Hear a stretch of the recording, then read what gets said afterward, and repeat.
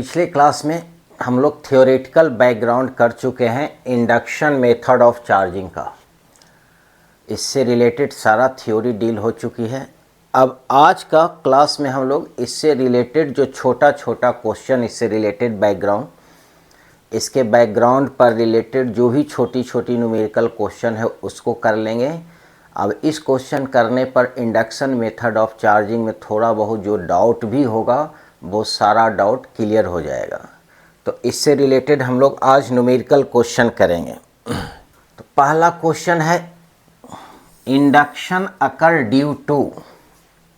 Induction किसके कारण होता है? पहला ऑप्शन में है मूवमेंट ऑफ इलेक्ट्रॉन्स, दूसरा है लीकेज ऑफ चार्ज, तीसरा है आयनाइजेशन ऑफ एटम्स और चौथा है यूनिफॉर्म चार्ज डिस्ट्रीब्यूशन। अब इसको क्लियर कर लेते हैं। इंडक्शन में करते हम लोग क्या है, एक अनचार्ज्ड बॉडी को न्यूट्रल बॉडी, न्यूट्रल में हम लोग क्या लेंगे, न्यूट्रल में हम लोग इंसुलेटर नहीं लेते हैं, कंडक्टर लेते हैं। इंडक्शन मेथड में ऑलवेज चार्ज होता है कंडक्टर को, इंसुलेटर को चार्ज हम लोग इंडक्शन मेथड से नहीं कर सकते हैं।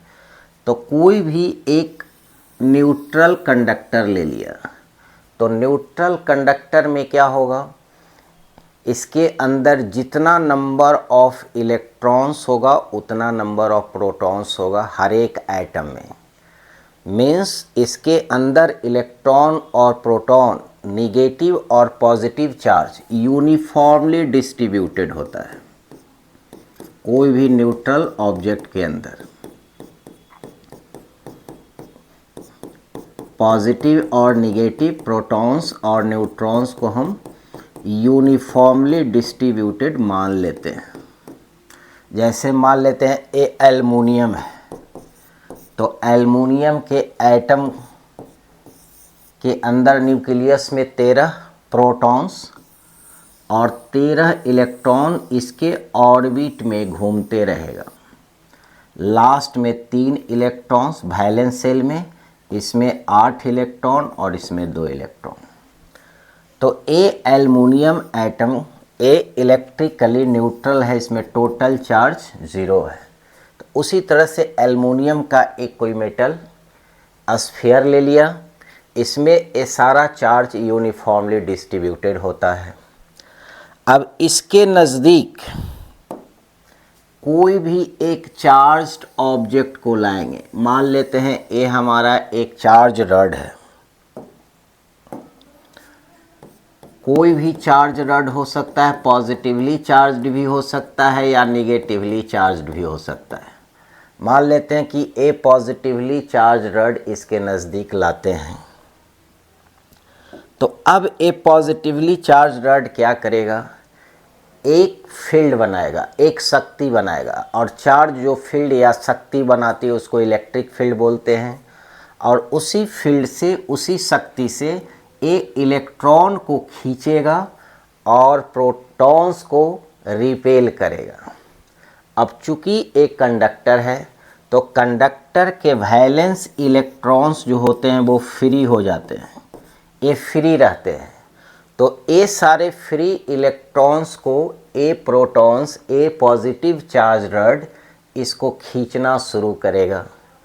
तो जब इसको खींचना शुरू करेगा तो इसमें क्या होगा कि एक साइड इलेक्ट्रॉन खिंचाना शुरू हो जाता है, एक साइड में इलेक्ट्रॉन इकट्ठा होने लगता है। और ए इलेक्ट्रॉन कहाँ से आया है, तो ए एटम्स के वैलेंस शेल से खींचा करके आया है। तो अगर ए एटम अगर अपना इलेक्ट्रॉन लॉस कर दिया है तो इस पर पॉजिटिव चार्ज आएगा। अगर इसके वैलेंस शेल से 2 इलेक्ट्रॉन जाएगा, 2 पॉजिटिव चार्ज आएगा। और जब ए पॉजिटिव हो जाएगा एटम, तो उस पॉजिटिव एटम को a positive charge rod repel करेगा, क्योंकि पॉजिटिव पॉजिटिव में रिपल्सन और निगेटिव पॉजिटिव में अट्रैक्शन होता है। तो रिपेल करने के कारण a positive charged atom, ionised atom दूसरे फेस पर जा कर के इकट्ठा होगा। तब अब जो न्यूट्रल था, न्यूट्रल बॉडी था, न्यूट्रल का मतलब इस पर नेट चार्ज जीरो है, तो अभी भी इस पर नेट चार्ज जीरो ही है। इसमें जितना पॉजिटिव उतना नेगेटिव, अभी भी नेट चार्ज इसमें ज़ीरो है। लेकिन इस रॉड को लाने के कारण इसके अंदर चार्ज का रीडिस्ट्रीब्यूशन हो गया। तो ऑप्शन में कह रहा है कि induction occur due to, induction किसके कारण होता है? मूवमेंट ऑफ इलेक्ट्रॉन्स, इलेक्ट्रॉन के मूवमेंट के कारण। दूसरा है लीकेज ऑफ चार्ज, चार्ज के लीक करने के कारण। आयोनाइजेशन ऑफ एटम्स, तो एटम का आयोनाइज हुआ ये तो देख चुके हैं। तो यहाँ तो एक ऑप्शन मिल रहा है कि एटम आयोनाइज कर रहा है। दूसरा है यूनिफॉर्म चार्ज डिस्ट्रीब्यूशन, ये भी गलत है क्योंकि यूनिफॉर्म चार्ज डिस्ट्रीब्यूशन यहाँ पर था। अब ये नॉन यूनिफॉर्म चार्ज डिस्ट्रीब्यूशन हो गया, एक साइड में निगेटिव नेचर का चार्ज का डिस्ट्रीब्यूशन ज़्यादा हो गया और एक साइड में पॉजिटिव का डिस्ट्रीब्यूशन ज़्यादा हो गया। तो ये तो गलत है। आयोनाइजेशन ऑफ एटम अभी तक में सही है कि आयोनाइज हुआ है, लेकिन ये भी ऑप्शन सही नहीं होगा, गलत होगा। दूसरा है बी, वह है leakage of charge. Leakage of charge का मतलब जिस बॉडी पर चार्ज है उससे चार्ज लीक कर करके कहीं दूसरे जगह शिफ्ट कर जाए, जो नहीं होता है क्योंकि इसका चार्ज न इसमें जा रहा है, इसका चार्ज न इसमें जा रहा है, क्योंकि ये दोनों के बीच कोई कांटेक्ट है ही नहीं। इंडक्शन मेथड में हम जानते हैं कि इंडक्शन मेथड का नाम ही है कि किसी भी अनचार्ज बॉडी को चार्ज कर देना है विदाउट एनी कांटेक्ट। तो जब कोई कांटेक्ट नहीं है तो ये चार्ज का मूवमेंट नहीं होगा, और बीच में जो मीडियम है, एयर है, इंसुलेटर, इंसुलेटर चार्ज को मोशन होने ही नहीं देती है। तो लीकेज ऑफ चार्ज वाला ऑप्शन भी गलत हो गया क्योंकि चार्ज का इधर से इधर नहीं जाना है, न इधर का चार्ज इधर नहीं जाना है, चार्ज में कोई लीकेज नहीं होगा। तीसरा कह रहा है मूवमेंट ऑफ इलेक्ट्रॉन, तो अभी तो इंडक्शन हुआ चार्ज का। इंडक्शन का मतलब होता है शिफ्टिंग, पोलराइज्ड हो जाना। एक साइड में अभी पोलराइज्ड हुआ है, अभी चार्ज का मूवमेंट नहीं हुआ है। तो अभी जब तक चार्ज का मूवमेंट नहीं होता है तब तक इस पर कोई चार्ज डेवलप नहीं होगा। तो चार्ज डेवलप होगा कैसे? तो चार्ज डेवलप करने के लिए चार्ज को मूव कराना पड़ेगा, दोनों में से कोई एक चार्ज को। तो हम लोग जनरली उस चार्ज को मूव कराते हैं जो चार्ज रिपल्सन नेचर में आता है, जो रिपल्सिव फोर्स को फील कर रहा है। तो यहाँ इस रड से यहाँ रिपल्सिव पॉजिटिव चार्ज में रिपल्सन फोर्स लग रहा है और निगेटिव चार्ज में अट्रैक्शन फोर्स लग रहा है, क्योंकि यहाँ जितने भी निगेटिव चार्ज है उसको ये अट्रैक्ट करेगा और पॉजिटिव चार्ज को रिपेल करेगा। तो इस निगेटिव चार्ज को ये रड क्या करेगा? निगेटिव चार्ज को बांध कर करके रखेगा।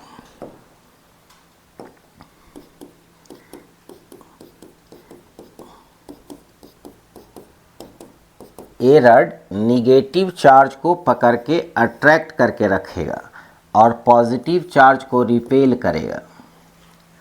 तो इस कारण इस निगेटिव चार्ज को यहाँ से फ्लो करना मुश्किल हो जाता है। तो हम यहाँ से क्या करते हैं? पॉजिटिव चार्ज को हटाते हैं। तो पॉजिटिव चार्ज को हटाते कैसे हैं? तो इसका हटाने का तरीका यही है इंडक्शन मेथड में कि इसको एक कंडक्टिंग वायर से ग्राउंडिंग कर देना है, अर्थ से कनेक्ट कर देना है। अर्थ से कनेक्ट करने के बाद क्या होता है? अर्थ से कनेक्ट करने के बाद यहाँ से अर्थ से इलेक्ट्रॉन का फ्लो होता है। हम लोग जानते हैं अर्थ भी इलेक्ट्रिकली न्यूट्रल है और उसमें पॉजिटिव और निगेटिव चार्ज का ये सागर है। इसमें अथाह amount of electrons and protons है। तो अब ये क्या करेगा? पॉजिटिव चार्ज क्या करेगा? इसको इलेक्ट्रॉन की कमी हुआ है। क्यों? क्योंकि एल्युमिनियम क्या अपना इलेक्ट्रॉन को क्या किया है? लॉस किया है। तो इसके अंदर न्यूक्लियस में प्रोटॉन है, प्रोटॉन कभी मूव करता ही नहीं है। मूवमेंट होता है सिर्फ और सिर्फ इलेक्ट्रॉन का। तो ऐसा नहीं होगा कि ए प्रोटॉन्स इधर से मूव कर करके ग्राउंड में चला जाएगा। प्रोटॉन्स कभी भी मूव नहीं करेगा, क्योंकि ये न्यूक्लियस के अंदर होता है और न्यूक्लियस के अंदर होने के कारण ये न्यूक्लियर फोर्स से बंधा हुआ है।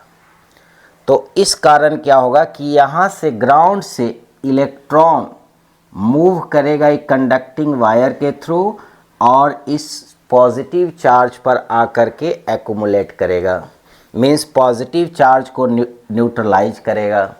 तो इसके अंदर जितना भी पॉजिटिवली चार्ज्ड आयन है, आयोनाइज्ड एटम है, वो आयोनाइज्ड एटम न्यूट्रलाइज हो जाएगा। तो ग्राउंड से निकलेगा इलेक्ट्रॉन और इलेक्ट्रॉन को ये प्रोटॉन खींचेगा और खींचेगा तो यहाँ से इलेक्ट्रॉन उतना ही अमाउंट खींचेगा जितना अमाउंट ऑफ इस पर पॉजिटिव चार्ज है। इस पर अगर 100 प्रोटॉन्स है तो 100 इलेक्ट्रॉन्स ग्राउंड से फ्लो करेगा और ये 100 प्रोटॉन्स को न्यूट्रलाइज कर देगा। तो जब ये सारा न्यूट्रलाइज हो जाएगा इलेक्ट्रॉन के थ्रू, जितना प्रोटॉन्स है उतना इलेक्ट्रॉन अगर ग्राउंड सप्लाई किया तो ये सारा न्यूट्रलाइज होगा। न्यूट्रलाइज करने के बाद यहाँ से हम कनेक्शन तोड़ देते हैं। तोड़ने के बाद क्या होता है कि अब इसको, अब जो हमारा ये चार्ज रड है इसको अब हम लोग हटा देते हैं। हटा देने के बाद अब इस पर टोटल के टोटल नेगेटिव चार्ज इसके चारों ओर यूनिफॉर्मली फैल जाएगा। तो फैल जाएगा तो जितना ये एक्स्ट्रा नेगेटिव इलेक्ट्रॉन फैलेगा उतना ही इस पर अब नेट चार्ज हो जाएगा। मीन्स अब इस पर नेट चार्ज उतना ही आ जाएगा जितना नेगेटिव चार्ज को ये पकड़ करके रखे हुए था, और जो पॉजिटिव चार्ज को रिपेल किए थे, जितना इसका इलेक्ट्रॉन खींचे थे उतना इलेक्ट्रॉन इसको ग्राउंड दे दिया तो ये न्यूट्रलाइज हो गया और इतना एक्स्ट्रा इलेक्ट्रॉन इस पर बच गया। तो अब ये टोटल के टोटल निगेटिवली चार्ज्ड बॉडी हो जाएगा। तो अब ये बॉडी चार्ज हुआ। जब तक इंडक्शन हो रहा है, जब तक इसको न्यूट्रलाइज नहीं करेंगे, जब तक दोनों में से निगेटिव या पॉजिटिव चार्ज में से एक चार्ज को ग्राउंडिंग करके जब तक नहीं हटाएंगे, तब तक बॉडी पर नेट चार्ज जीरो ही रहेगा, न्यूट्रल ही रहेगा, बॉडी चार्ज नहीं होगा। तो चार्ज करने के लिए इस दोनों में से किसी एक चार्ज को हटाना पड़ता है, और हटाते हैं सिर्फ उसी चार्ज को जिस चार्ज को रिपल्सन फोर्स एक्सपीरियंस होता है। तो यहाँ पर अगर पॉजिटिव चार्ज बॉडी लाए हैं तो पॉजिटिव का रिपल्सन होगा, मीन्स पॉजिटिव हटेगा और निगेटिव चार्ज इस बॉडी पर रह जाएगा। अगर यहाँ निगेटिव चार्ज बॉडी लाएंगे तो पॉजिटिव को अट्रैक्ट कर लेगा, निगेटिव को रिपेल कर देगा, तो वहाँ पर निगेटिव हट जाएगा। तो इस केस में मूवमेंट होता है सिर्फ किसका, इलेक्ट्रॉन का। तो पहला ऑप्शन कह रहा है मूवमेंट ऑफ इलेक्ट्रॉन्स। तो इंडक्शन मेथड में चार्ज जब भी करेंगे किसी भी बॉडी को तो हमेशा इलेक्ट्रॉन का ही मूवमेंट होता है। कहाँ से, ग्राउंड से। या तो यहाँ से पॉजिटिव हटाएंगे तो ग्राउंड से इलेक्ट्रॉन मूव करेगा, और अगर निगेटिव चार्ज हटाना होगा तो खुद मूव कर करके ग्राउंड में चला जाएगा। मीन्स दोनों केस में इलेक्ट्रॉन का मूवमेंट होगा, तभी ये चार्ज परमानेंट होता है। अदरवाइज ये दोनों इंड्यूस चार्ज है। इंड्यूस चार्ज परमानेंट नहीं होता है, वो टेम्पोररी होता है। ये जैसी चार्ज बॉडी को हटाएंगे ये न्यूट्रल पोजीशन में आ जाएगा। तो इंडक्शन मेथड में मूवमेंट ऑफ इलेक्ट्रॉन के कारण होगा, चार्ज का लीकेज नहीं होगा। आयोनाइजेशन ऑफ एटम्स होता है, लेकिन आयोनाइज जो एटम था वो जैसे इलेक्ट्रॉन मूव किया वो न्यूट्रलाइज हो गया। इसका मतलब ए भी ऑप्शन सही नहीं है, तो मेन ऑप्शन सही है ए। अब नेक्स्ट क्वेश्चन करते हैं।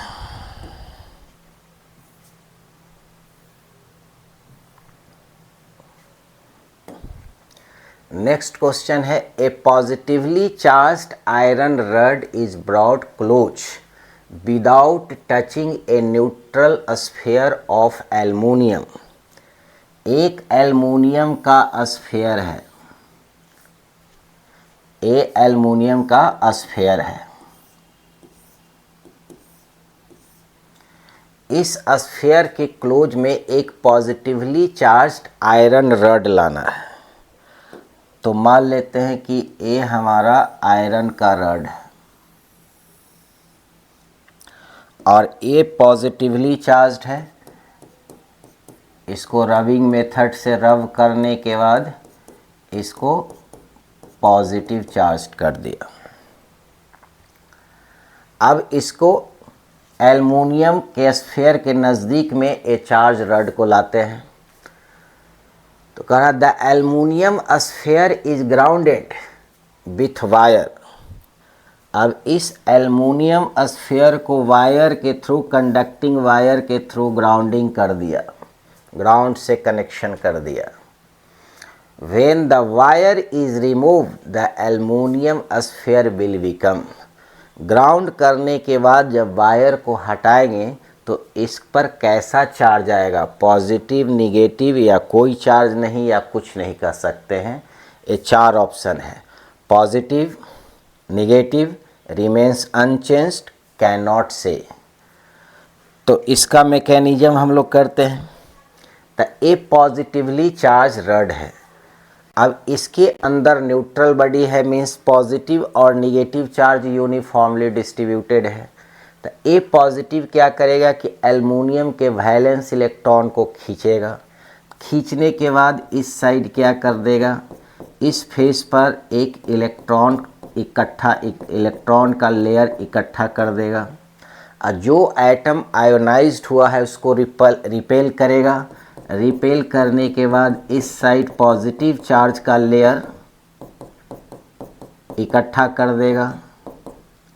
अब पॉजिटिव चार्ज का लेयर एक साइड और एक साइड निगेटिव चार्ज का लेयर, इस चार्ज को हम लोग नाम रखते हैं induced charge. Induced charge, induced charge. अब ये चार्ज परमानेंट नहीं होता है, टेम्पोररी होता है। परमानेंट कब होगा, जब दोनों में से किसी एक चार्ज को हटाएंगे। ए चार्ज नहीं हट सकता है क्योंकि ए अट्रैक्ट करके बांध करके रखेगा। पॉजिटिव और निगेटिव में अट्रैक्शन होगा तो इसको बांध करके रखेगा, तो निगेटिव हटेगा नहीं। रिपल्सन होगा पॉजिटिव में तो इसको पुश करेगा। लेकिन ये पुश करने के बाद भी ये ग्राउंड में नहीं जा सकता है क्योंकि प्रोटॉन्स का मोशन नहीं होता है, प्रोटॉन्स न्यूक्लियस में रहता है। तब क्या करेगा, ग्राउंड यहाँ से इलेक्ट्रॉन भेजेगा क्योंकि कंडक्टिंग मीडियम से जब जोड़ दिए हैं, मीन्स अब कंडक्टर में चार्ज का फ्लो हो सकता है। तो ए पॉजिटिव चार्ज क्या करेगा, अपना एक फील्ड डेवलप करेगा, एक शक्ति डेवलप करेगा और उस शक्ति के थ्रू इस ग्राउंड से उतना इलेक्ट्रॉन खींच लेगा जितना एटम यहाँ आयोनाइज्ड हुआ है। तो यहाँ ग्राउंड से उतना ही इलेक्ट्रॉन निकलेगा जितना यहाँ एटम आयोनाइज्ड हुआ है। तो ये सारे एटम, जितना आयोनाइज्ड एटम है वो सारे एटम को ये न्यूट्रलाइज कर देगा। न्यूट्रलाइज करने के बाद कह रहा है कि इसको हटा देना है, मीन्स ग्राउंडिंग किया हुआ वायर को हटा देना है। तो ग्राउंडिंग किए हुए वायर को जैसे ही हटा देंगे तब इससे कनेक्शन टूट जाएगा। कनेक्शन टूटने के बाद ये सारा पॉजिटिव चार्ज इलेक्ट्रॉन ग्राउंड से आकर के न्यूट्रलाइज कर दिया। तो एक्स्ट्रा बचा सिर्फ इलेक्ट्रॉन, और ये इलेक्ट्रॉन इसके चारों ओर सरफेस पर रिपल्सन फोर्स के कारण यूनिफॉर्मली डिस्ट्रीब्यूट हो जाएगा। अब इस चार्ज रड को हटा भी देंगे तो ए वाला चार्ज इस पर परमानेंट हो जाएगा क्योंकि अब इसको न्यूट्रलाइज करने वाला कोई भी पॉजिटिव चार्ज नहीं है। तो इस पर इतना सारा नेगेटिव चार्ज आ जाएगा। तो पूछ रहा है कि जब इसको अर्थिंग करने के बाद, फिर जब अर्थिंग इसको डिसकनेक्ट कर दें, अर्थिंग तोड़ दें, तो उसके बाद ए अल्मुनियम स्फीयर कैसा चार्ज ले लेगा, पॉजिटिव चार्ज लेगा तो नहीं, कैसा चार्ज लेगा, निगेटिव। तो इंडक्शन मेथड में ऑलवेज होता है कि जो चार्ज ऑब्जेक्ट लाते हैं उसके अपोजिट नेचर का चार्ज डेवलप होता है। अगर पॉजिटिव लाएंगे तो ए निगेटिव चार्ज लेगा अर्थिंग करने के बाद, अगर निगेटिव चार्ज रड लाएंगे तो ए पॉजिटिव लेगा अर्थिंग करने के बाद। तो इसमें हमारा बी ऑप्शन होगा।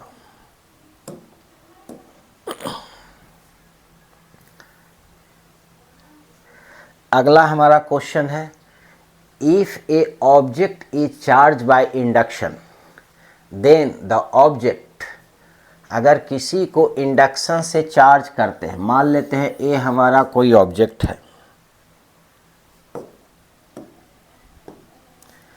ए मान लेते हैं हमारा कोई ऑब्जेक्ट है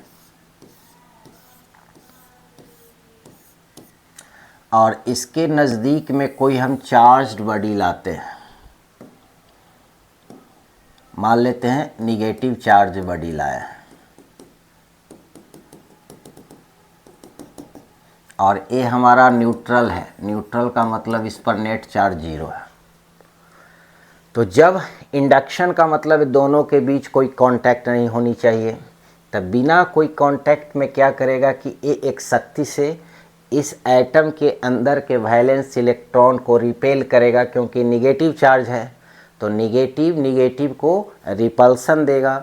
रिपल्सन देने का मतलब होगा कि इसके वैलेंस जितने भी इलेक्ट्रॉन है इस फेस पर रिपल्सन फोर्स के कारण आ जाएगा, और जिस जिस एटम का इलेक्ट्रॉन रिपल्सन के कारण इधर नॉकआउट हो गया उसके वैलेंस शेल से, उसके कैटायन को, आयोनाइज्ड एटम को इस साइड खींचने लगेगा, तो ए साइड आयोनाइज्ड पॉजिटिव चार्ज आ जाएगा, यहाँ पर आयोनाइज्ड एटम का एक लेयर बन जाएगा।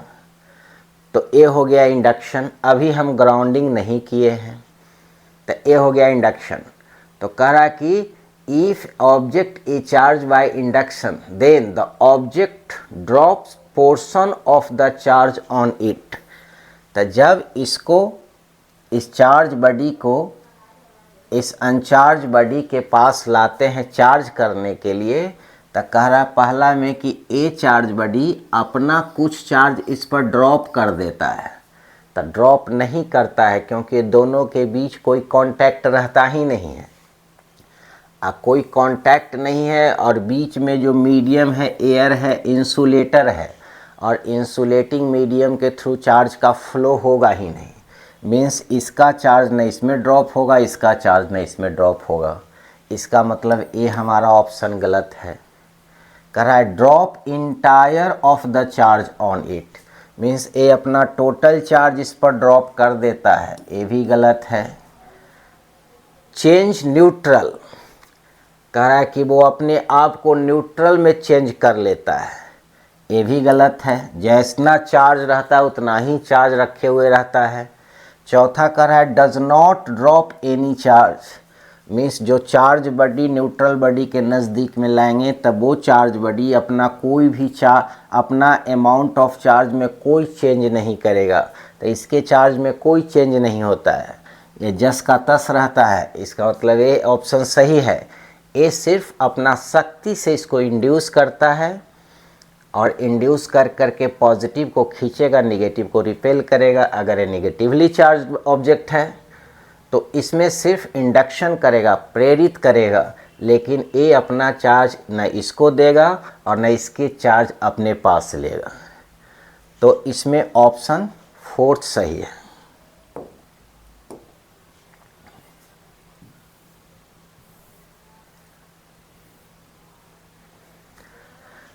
अगला क्वेश्चन कह रहा है a negatively charged balloon is brought near a metal can that rest on a wood table. एक वुड का टेबल है, एक लकड़ी का मान लेते हैं ये हमारा टेबल है, और इस पर कोई कंडक्टिंग केन रखा हुआ है, कोई मेटेलिक केन है, मान लेते हैं हमारा केन है, मेटल का केन।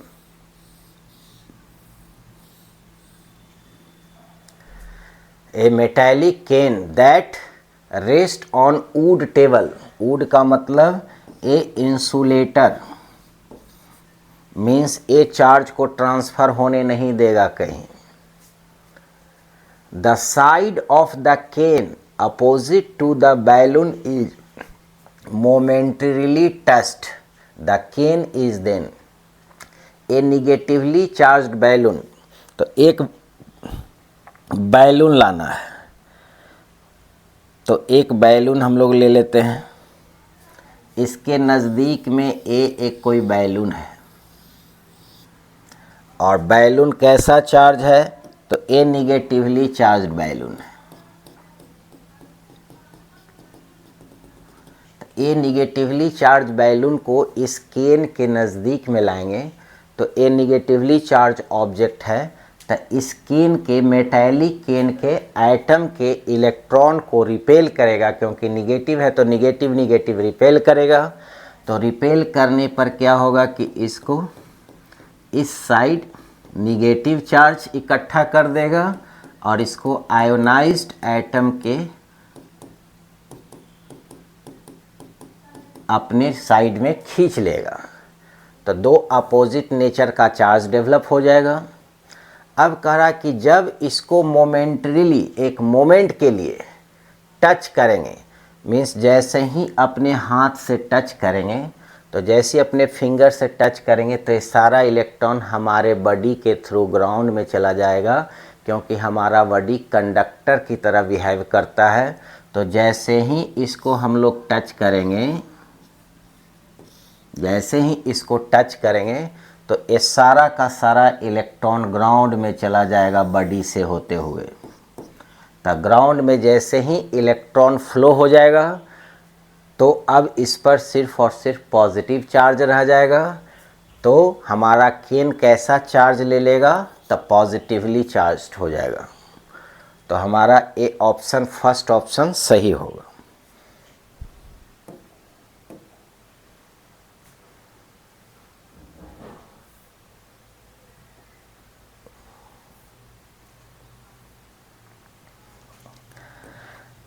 अगला क्वेश्चन है, a charge is being induced to a sphere with the help of another charged sphere, the extent of induction increases if.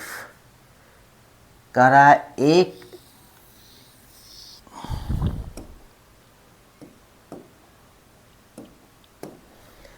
एक charge is being induced on a sphere, ये कोई हमारा न्यूट्रल स्फीयर है, इस पर charge induced हो रहा है। कब इंड्यूस्ड हो रहा है? With the help of another charged sphere. तो ये अनचार्ज्ड है, इस पर कोई चार्ज नहीं है, तो इसके नज़दीक में एक चार्ज्ड स्फीयर को लाते हैं। तो ये स्फीयर हमारा चार्ज किया हुआ है। अब किस नेचर का चार्ज है वो नहीं दिया है, पॉजिटिव है कि निगेटिव है वो नहीं दिया है, तो कोई भी नेचर का चार्ज मान करके हम लोग काम करेंगे।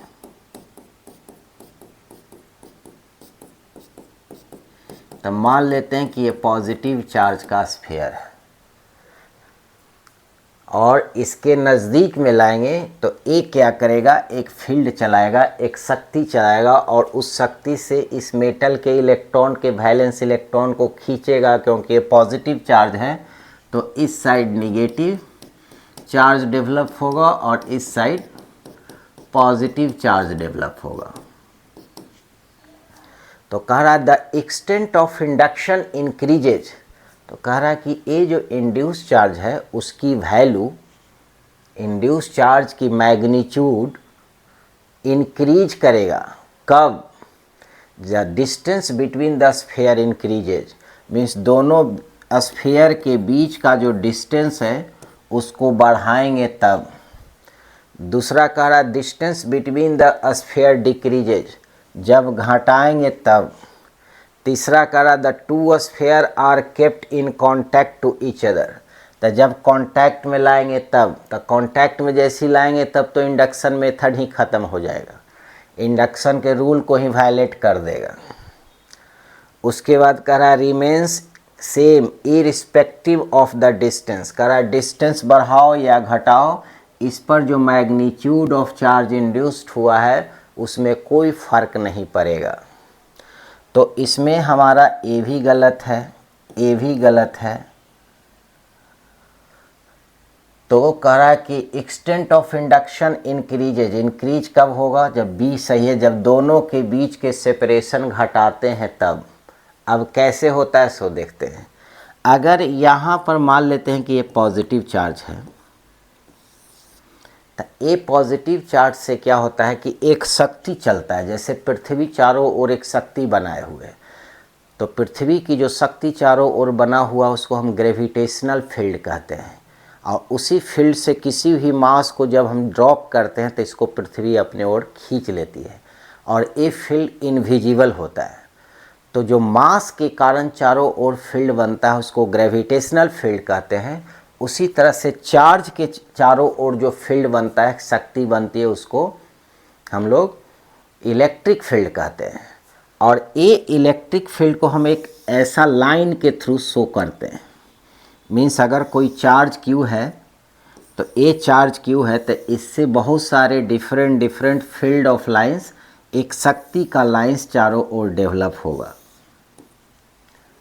अब ये फील्ड का लाइंस जैसे जैसे दूर जाते हैं उसका स्ट्रेंथ घटते जाता है।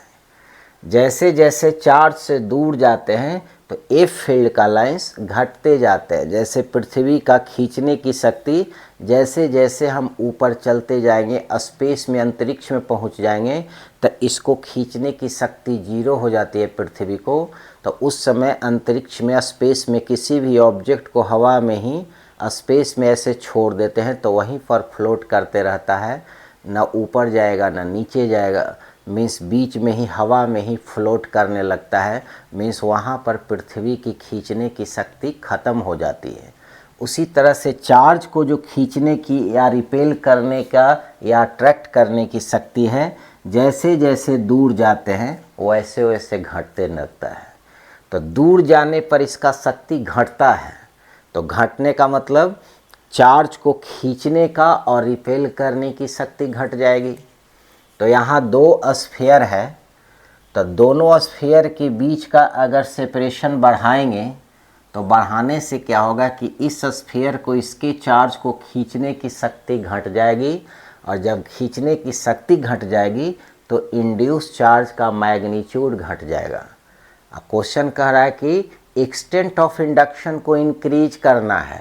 मीन्स एक चार्ज इंड्यूस हो रहा है, खींचा गया है, उसकी वैल्यू और बढ़ जाए, तो उसको बढ़ाने के लिए दोनों स्फीयर के बीच का सेपरेशन को घटाना पड़ेगा, नज़दीक लाना पड़ेगा। जितना चाहे उतना नज़दीक ला सकते हैं, लेकिन सिर्फ कांटेक्ट में नहीं रख सकते हैं। तो जैसे जैसे स्फीयर को नज़दीक लाते रह जाएंगे, ये खींचने वाला शक्ति इसका बढ़ते जाएगा, और जितना नज़दीक लाएंगे उतना ही ज़्यादा इस पर चार्ज को और खींच करके इसका मैग्नीट्यूड बढ़ाने लगेगा। और नज़दीक यहाँ ले आएंगे, इसको उठा के यहाँ ले आएंगे तो और चार्ज को इस पर खींच लेगा, और इसको यहाँ ले आएंगे, इसके और नज़दीक लाएंगे तो और चार्ज खींच लेगा। Means extent of induction increase करेगा कब, the distance between the sphere decreases. Means दोनों स्फीयर के बीच का जितना नज़दीकी बढ़ाओगे उतना ही इंडक्शन ज़्यादा होगा। तो हमारा बी ऑप्शन सही है।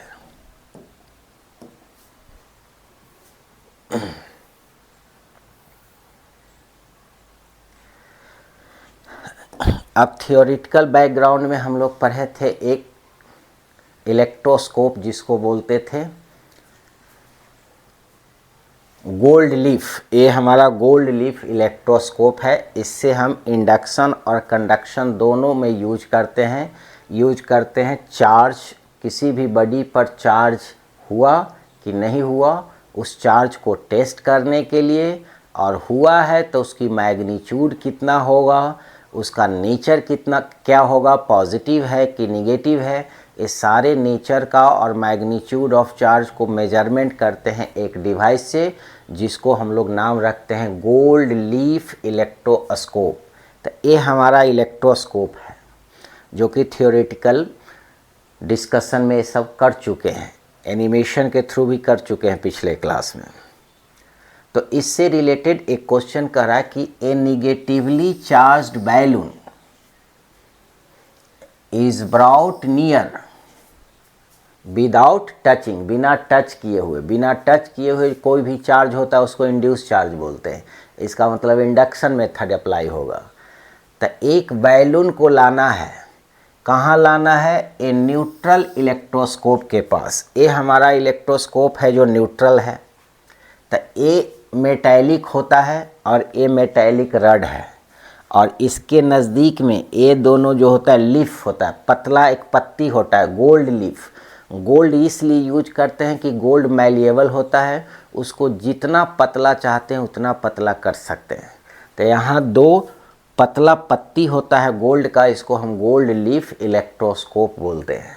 ये सारे कंडक्टिंग वायर होता है, कंडक्टिंग रड होता है, ये भी कंडक्टर होता है, क्योंकि इंडक्शन मेथड में हम लोग इंडक्शन हम लोग सिर्फ कंडक्टर पर ही कर सकते हैं, इंसुलेटर पर इंडक्शन मेथड अप्लाई नहीं होता है। तो इसमें हम लोग क्या करेंगे, एक इसके नज़दीक में एक बैलून लाएंगे। तो मान लेते हैं ये हमारा बैलून है। कैसा बैलून है? निगेटिवली चार्ज्ड है। तो इसको चार्ज कर देते हैं, निगेटिव चार्ज कर देते हैं। इसको रब कर करके इस पर निगेटिव चार्ज डेवलप कर दिया। अब कह रहा है with the negatively charged balloon held near the electroscope. ये इलेक्ट्रोस्कोप के नज़दीक में रखना है। Electroscope is momentarily touched by A hand. उस इलेक्ट्रोस्कोप के नज़दीक में रखना है जिसको एक मोमेंट के लिए हम लोग हाथ से टच करेंगे। तो जब किसी भी कंडक्टर को हम लोग हाथ से टच करेंगे, इसका मतलब वो अर्थिंग हो जाएगा। मीन्स हमारे बॉडी से इलेक्ट्रॉन का फ्लो होगा और वो न्यूट्रलाइज हो जाएगा। मीन्स टच करने का मतलब हुआ कि उसको हम लोग अर्थिंग करेंगे। The balloon is then removed. उसके बाद बैलून को रिमूव्ड कर दिया गया।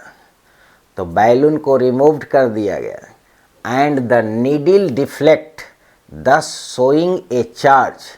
Which of the following statements are true of the charge electroscope? Means अब ये सारे स्टेटमेंट से इसमें कौन कौन सा सही है वो निकालना है। अब यहाँ मैकेनिज्म देखते हैं कि एक बैलून को लाए हैं कहाँ पर? इलेक्ट्रोस्कोप के पास लाए हैं।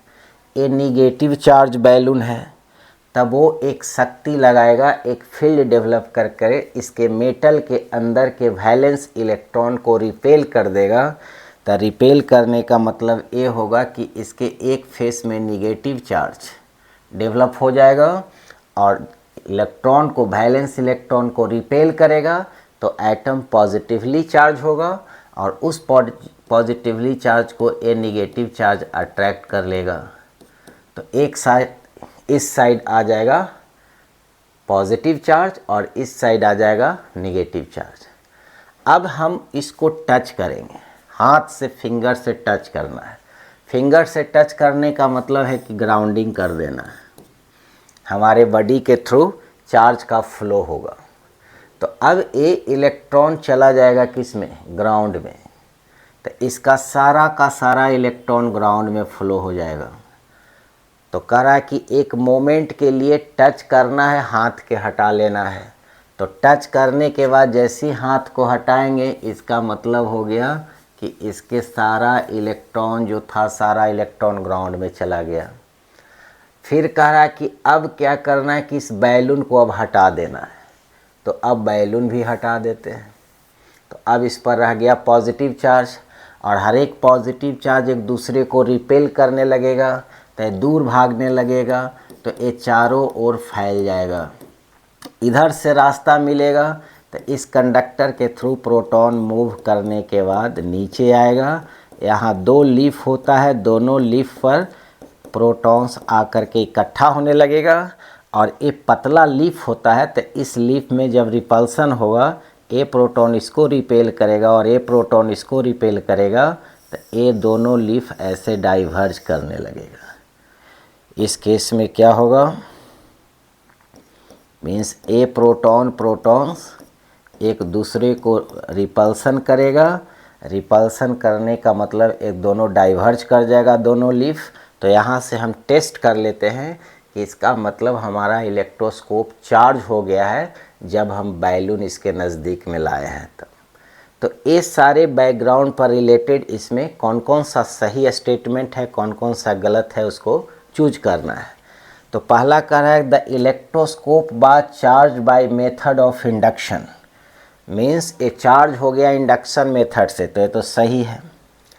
The charge on the electroscope is same type of charge on balloon, ये गलत है क्योंकि बैलून पर हमारा निगेटिव चार्ज था तो इस पर पॉजिटिव आएगा। इंडक्शन मेथड में हमेशा अपोजिट नेचर ऑफ चार्ज आता है। अगर चार्ज बड़ी पॉजिटिव लाएंगे तो इंड्यूस होकर निगेटिव चार्ज आएगा, और अगर निगेटिव चार्ज बड़ी लाएंगे तो इंड्यूस्ड होकर के पॉजिटिव चार्ज आएगा। इसका मतलब ये गलत स्टेटमेंट है।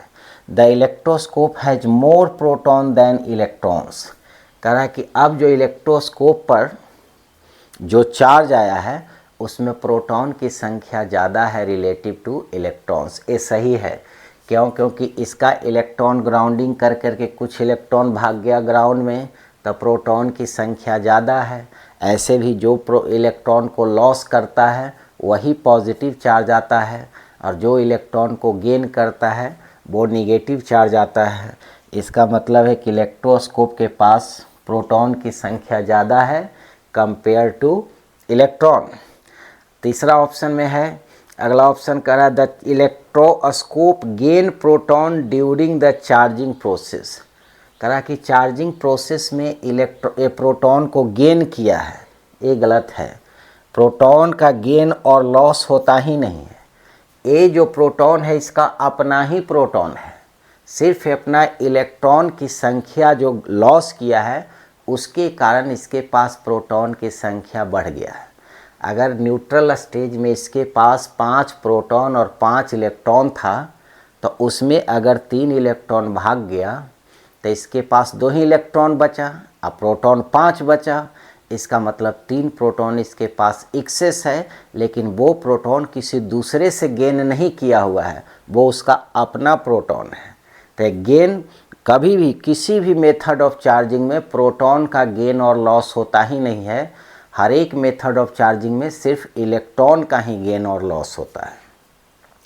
अगला करा the electroscope gain electron during the charging process, ये भी गलत है क्योंकि इसमें इलेक्ट्रॉन गेन नहीं हुआ है, इलेक्ट्रॉन लॉस हुआ है। जब हम लोग क्या किए थे, इसको एक मोमेंट के लिए टच किए थे, मीन्स अर्थिंग किए थे तब। The electroscope loss all of its electron during the charging process, कह रहा है कि ये इलेक्ट्रोस्कोप अपना सारा का सारा इलेक्ट्रॉन लॉस कर चुका है। ऐसा नहीं होता है, उतना ही इलेक्ट्रॉन लॉस होगा जितना इलेक्ट्रॉन को हमारा चार्ज बॉडी रिपेल करेगा। कोई भी मेटल अगर इसमें 5 करोड़ अगर इलेक्ट्रॉन है, किसी भी चार्ज बॉडी को इसके नज़दीक में लाएंगे तो 5 करोड़ इलेक्ट्रॉन को रिपेल नहीं करेगा, उतना ही इलेक्ट्रॉन को रिपेल करेगा जितना इसके पास शक्ति है। मीन्स सारा का सारा रिपेल नहीं करेगा, कुछ इलेक्ट्रॉन को रिपेल करता है, और जिसको रिपेल करेगा वही ग्राउंडिंग होगा। इसका मतलब लॉस ऑल इलेक्ट्रॉन सही नहीं है, ये गलत है। अगला है the electroscope loss some electron during the charging, कुछ इलेक्ट्रॉन जब रबिंग प्रोसेस भी करते हैं तो उसमें भी कुछ इलेक्ट्रॉन का ही ट्रांसफ़र होता है। ऐसा नहीं होता है कि हम अगर इस पेन को अपने बॉडी से रब कर देंगे तो हमारे बॉडी का सारा इलेक्ट्रॉन इस पर आ जाएगा, ऐसा नहीं होता है, कुछ इलेक्ट्रॉन का ट्रांसफ़र होता है। उसके बाद है during the charging process protons moved from electroscope to the balloon, ये भी गलत है। प्रोटॉन जहाँ भी मोशन में रहेगा उसको कंप्लीट रॉन्ग होगा। During the charging process electron move from the electroscope to the balloon, charging process में कह रहा है कि इलेक्ट्रोस्कोप से बैलून में, तब इंडक्शन प्रोसेस में चार्ज बॉडी और न्यूट्रल बॉडी के बीच कोई आदान प्रदान नहीं होता है, ये भी गलत है। अगला है during the charging process electron move from the electroscope to the hand.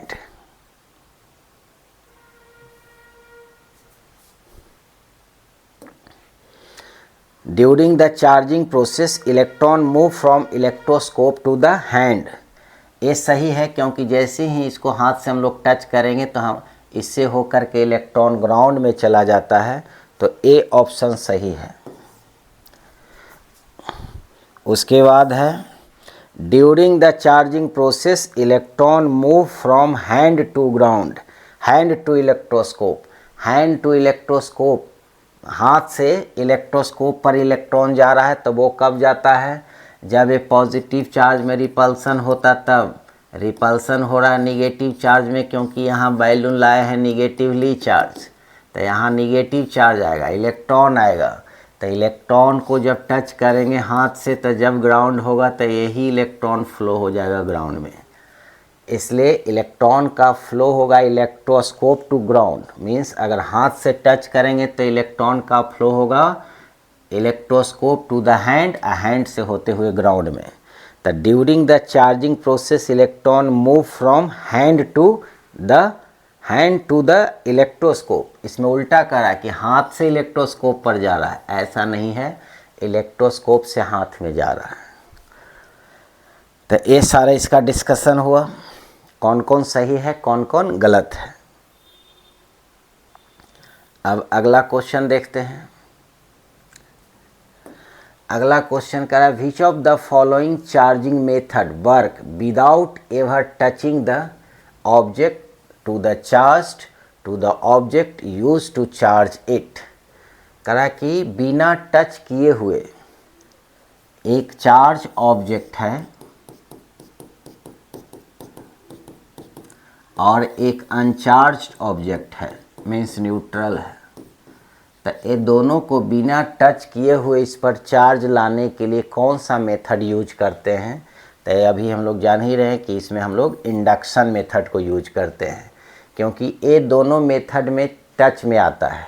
Friction में भी एक दूसरे को रब करना पड़ता है, कंडक्शन में भी एक दूसरे को कांटेक्ट में लाना पड़ता है। इंडक्शन मेथड ही ऐसा है कि बिना कोई टच के बॉडी पर चार्ज डेवलप कर देते हैं, इसलिए ऑप्शन सी सही है। फिर अगला क्वेश्चन है इलेक्ट्रोस्कोप से ही रिलेटेड है। करा what happens to the plates of the apparatus if we measure alternating charge using a gold leaf oscilloscope। करा कि what happens to the plate of the apparatus। A apparatus का a plate है, gold leaf plate. तो करा कि जब हम इस पर चार्ज को ट्रांसफ़र करें, कैसे ट्रांसफ़र करें? अल्टरनेटिंग चार्ज, मीन्स कभी पॉजिटिव ट्रांसफ़र करें कभी निगेटिव ट्रांसफ़र करें। मीन्स इसके नज़दीक में अगर निगेटिव चार्ज बॉडी लाते हैं और इसके नज़दीक में पॉजिटिव चार्ज बॉडी लाते हैं, तो जब और इसका इस फेस को हम ग्राउंडिंग कर देते हैं, तो जब निगेटिव चार्ज लाएंगे तो निगेटिव का रिपल्सन होगा। तो रिपल्सन होने पर क्या होगा? रिपल्सन होने पर इलेक्ट्रॉन ग्राउंड में चला जाएगा और ए पॉजिटिवली चार्ज होगा, और ए पॉजिटिव चार्ज रिपल्सन के थ्रू यहाँ आएगा और फिर ये दोनों में एक डाइवर्जेंस आएगा। फिर इतना ही चार्ज का अगर हम पॉजिटिव चार्ज बॉडी इसके नज़दीक लाएंगे तो ए बॉडी क्या करेगा? अब इस केस में ए बॉडी पॉजिटिव को रिपेल करेगा, तो इस फेस पर पॉजिटिव आ जाएगा और इस फेस पर निगेटिव आ जाएगा। और जब इसको ग्राउंडिंग कर देंगे तो ए ग्राउंड से इलेक्ट्रॉन आकर के इसको न्यूट्रलाइज कर देगा, तो ए न्यूट्रलाइज हो जाएगा। तो इस पर सिर्फ इलेक्ट्रॉन रह जाएगा। फिर इलेक्ट्रॉन इलेक्ट्रॉन में रिपल्सन होने लगेगा, तो फिर यहाँ पर अब यहाँ पर प्रोटॉन ना रह करके यहाँ पर इलेक्ट्रॉन आएगा। फिर दोनों लीफ को, दोनों पत्ती को, गोल्ड के दोनों पत्ती में रिपल्सन होगा, तो फिर इस तरह से दोनों गोल्ड का लीफ डाइवर्ज करेगा। तो कह रहा कि ये जब काम इस पर अल्टरनेट मैनर में एक के बाद एक कभी निगेटिव चार्ज दें कभी पॉजिटिव चार्ज दें, तो ये जो प्लेट का एपरेटस का जो प्लेट है, ये गोल्ड लीफ का जो एपरेटस प्लेट है, उसमें क्या होगा, it does not diverge at all. ये दोनों प्लेट में कोई डाइवर्जेंस नहीं होगा। तो ये तो गलत है, क्योंकि डाइवर्ज तो करेगा, इस पर पॉजिटिव चार्ज आएगा तो भी दोनों रिपेल करेगा, निगेटिव चार्ज आएगा फिर भी रिपेल करेगा। कह रहा है इट डाइवर्ज मोमेंटरीली, कह रहा है कि एक मोमेंट के लिए डाइवर्ज करेगा फिर कन्वर्ज कर जाएगा। ये गलत है, जब तक इस पर चार्ज रहेगा हमेशा डाइवर्ज कर करके रखेगा। तीसरा कह रहा प्लेट गिव्स ए प्रॉपर डाइवर्जेंस, ये सही है। डाइवर्जेंस एक प्रॉपर डाइवर्ज करके रखेगा, जितना इस पर चार्ज का स्ट्रेंथ रहेगा, पॉजिटिव का रहेगा तो भी दोनों में रिपल्सन करके डाइवर्ज करेगा, निगेटिव चार्ज रहेगा तो भी प्रॉपर डाइवर्ज करेगा। कह रहा है degree of divergence increases and decreases repeatedly.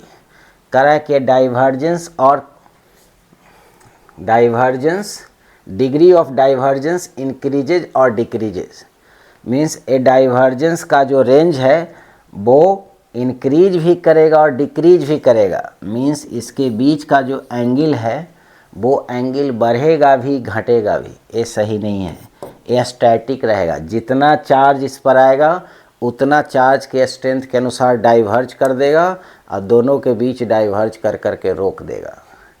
तो इसका ऑप्शन होगा सी।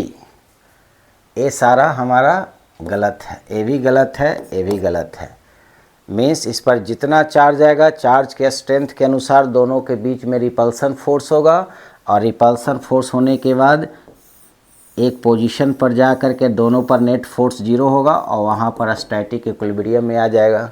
अगर दोनों पर पॉजिटिव रहेगा तो भी डाइवर्ज कर देगा और आकर के एक एंगल पर आकर के रेस्ट होगा। ऐसा नहीं है कि ये दोनों के बीच का एंगल का डाइवर्जेंस घटेगा बढ़ेगा, ऐसा नहीं होगा। एक पर्टिकुलर एंगल पर जा कर के रेस्ट में आएगा और इस पर नेट इलेक्ट्रोस्टैटिक फोर्स 0 हो जाएगा। तो ए ऑप्शन ए सही है।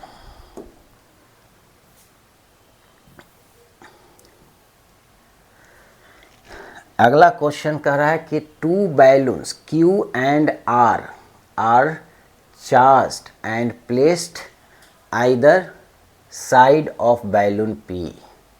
दो बैलून है Q and R और दोनों P के इर्द गिर्द में।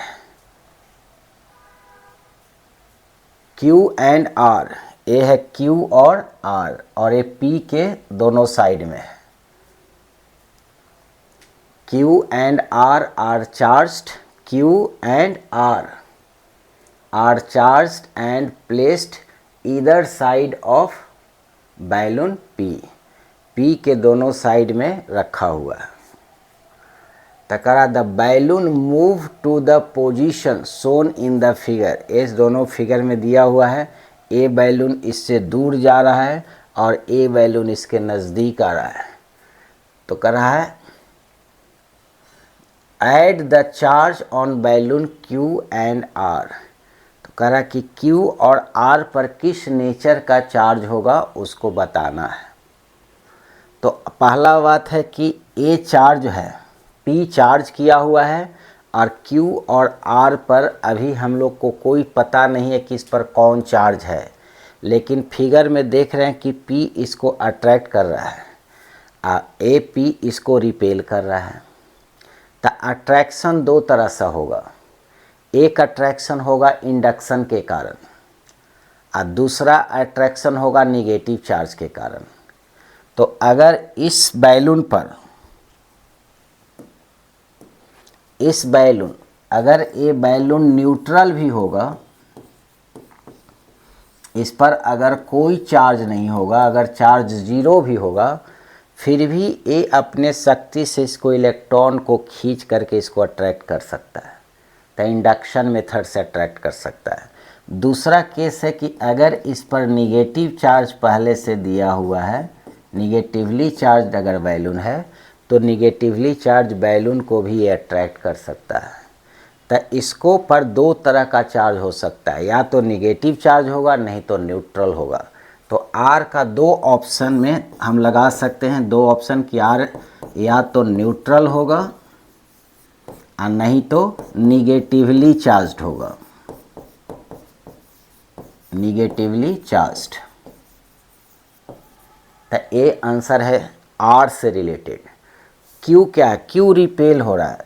तो इंडक्शन में रिपल्सन नहीं होता है, इंडक्शन में हमेशा अट्रैक्शन होता है।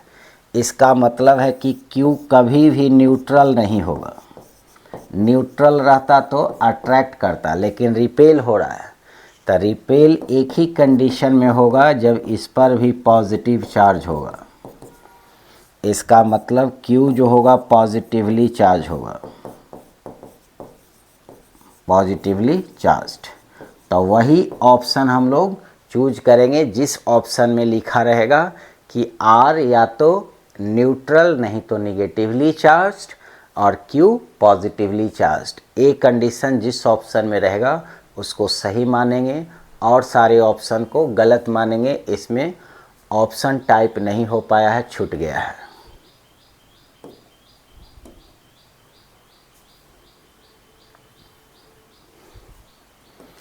अगला क्वेश्चन कर रहा है during induction earthing of the body is done for the faster induction, true की फॉल्स। कह रहा है कि जब इंडक्शन होता है,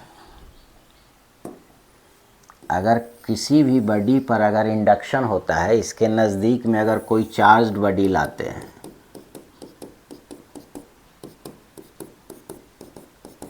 तो चार्ज्ड बॉडी लाते हैं तो अगर पॉजिटिवली चार्ज लाए हैं तो ये निगेटिव को अट्रैक्ट कर लेगा, मीन्स इस साइड इलेक्ट्रॉन आ जाएगा और इस साइड पॉजिटिव चार्ज आ जाएगा। तो ये इसको रिपेल किया है तो इसको हटाना है, रिपल्सिव चार्ज को हटाने के लिए ग्राउंडिंग करते हैं। तो कह रहा है during induction earthing of the body is done for faster induction. कह रहा है कि अर्थिंग करते हैं किसके लिए? फास्टर इंडक्शन के थ्रू। तो ये गलत है। इंडक्शन तो से तो अर्थिंग का कोई लेना ही देना नहीं है। इसको हम लोग क्या करते हैं, इसको हम अभी डिलीट कर देते हैं, यहाँ से हटा देते हैं कनेक्शन। तो ऑलरेडी इंडक्शन हो चुका है। अब इस इंड्यूस चार्ज को परमानेंट करने के लिए हम लोग अर्थिंग करते हैं। तो अर्थिंग करते हैं सिर्फ क्या करने के लिए कि जो चार्ज इंड्यूस्ड है, टेम्पोररी है, उसको परमानेंट करने के लिए उसमें से एक चार्ज को हटाना पड़ता है। तो यहाँ से अर्थिंग का इंड्यूस चार्ज के मैग्नीट्यूड से कोई लेना देना नहीं है, फास्ट और स्लो से कोई लेना देना नहीं है, चार्ज के इंड्यूस का स्ट्रेंथ, मैग्नीट्यूड और नेचर से भी कोई लेना देना नहीं है। वो सारे डिपेंड करेगा इसके नज़दीक वाला चार्ज बॉडी के मैग्नीट्यूड पर। अर्थिंग का काम सिर्फ यही है कि जिस चार्ज को इस बॉडी से हटाना चाहते हैं उसको ग्राउंड से कनेक्ट करना है। इसका मतलब ये फॉल्स स्टेटमेंट है।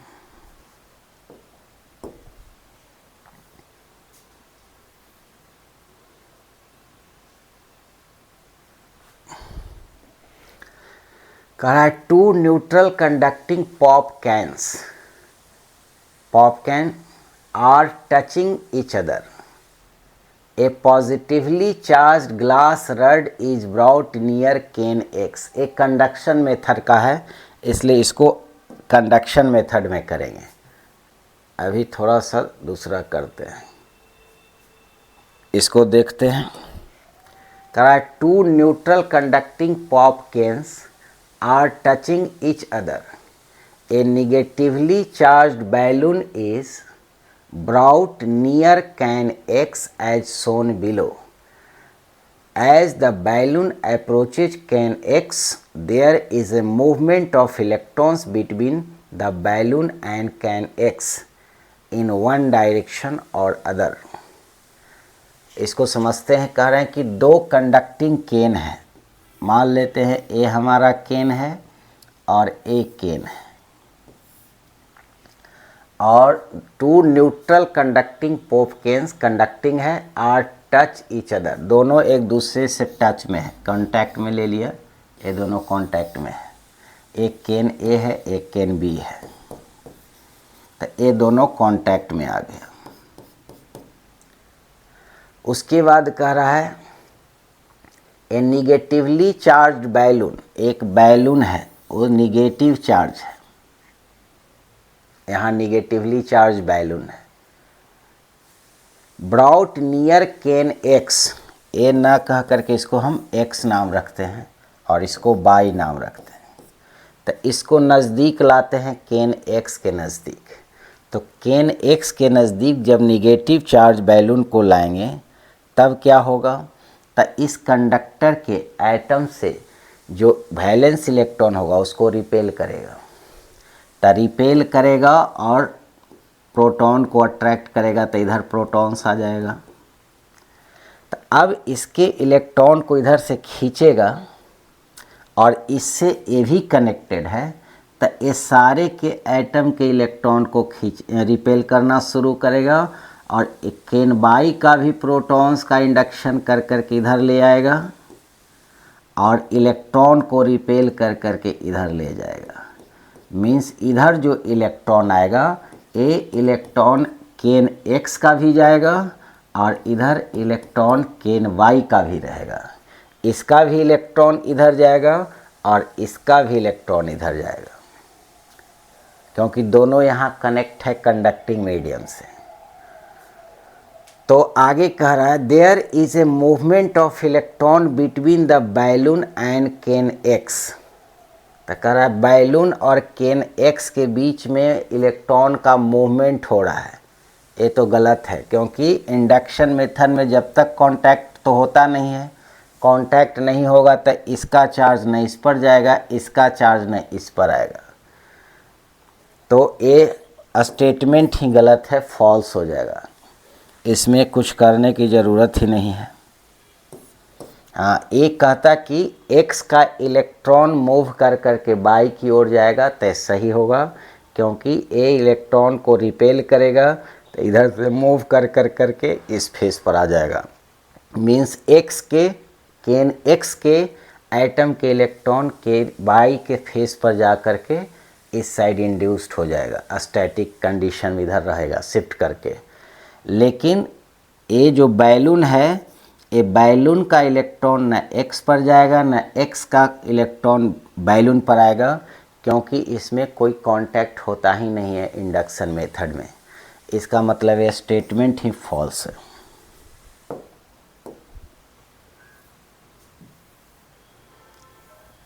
अब इसमें देखते हैं इसमें क्या कहता है। कह रहा है two neutral conducting pop cans are touching each other, ये दो केन्स है, दोनों कंडक्टिंग केन्स है, एक दूसरे के टच में है। A positively charged balloon is brought near one of the can, एक केन के पास, ये हमारा एक केन है, ये हमारा दूसरा केन है, दोनों एक दूसरे से टच में है, एक केन एक्स है एक केन वाई है, इसके नज़दीक में एक पॉजिटिवली चार्ज्ड बैलून को लाते हैं।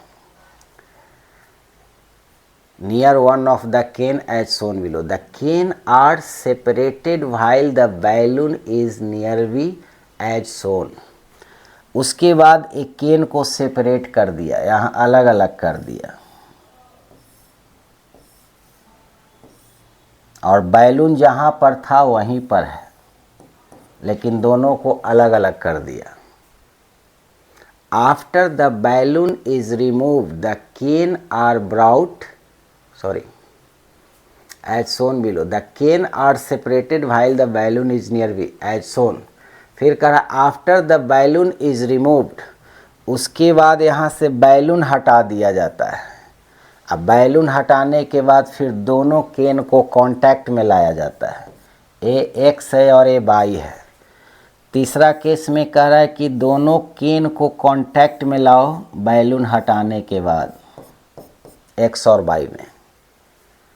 Remove, after the balloon is removed, balloon हटा देना है और फिर दोनों केन को कांटेक्ट में लाना है। तब कह रहा है when brought touching again can X is, तब केन एक्स पर कौन सा चार्ज होगा।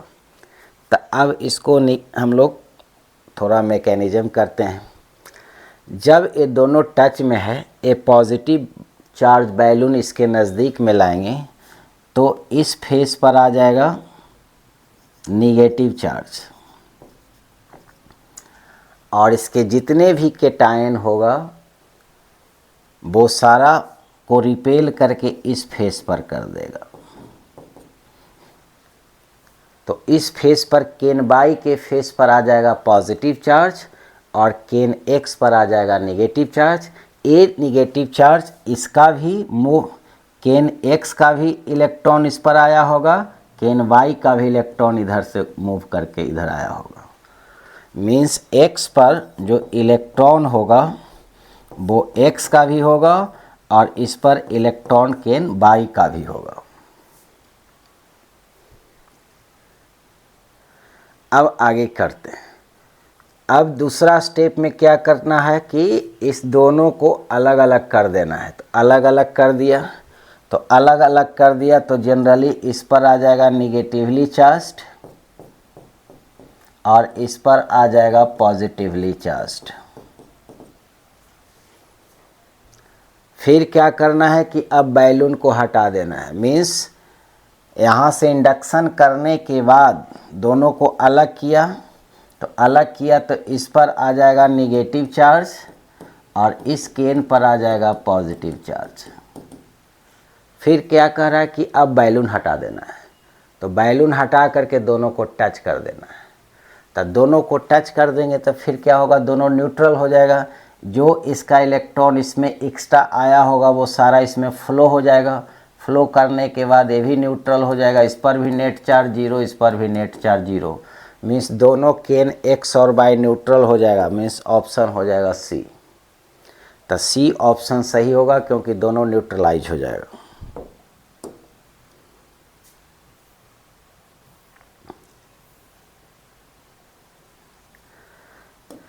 अगला क्वेश्चन है, a positively charged balloon is brought near a neutral conducting sphere.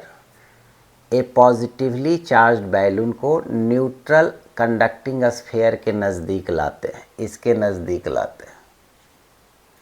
As shown below, while the balloon is near the sphere touched ground. जब इसके नज़दीक बैलून लाए हैं तो इसको ग्राउंड से टच कर दिए। तो इसमें मैकेनिज्म क्या होगा, मैकेनिज्म है कि ये पॉजिटिव चार्ज है, तो पॉजिटिव चार्ज है तो क्या करेगा, इसके इलेक्ट्रॉन को इस साइड खींच लेगा और प्रोटॉन्स को इधर रिपेल कर देगा।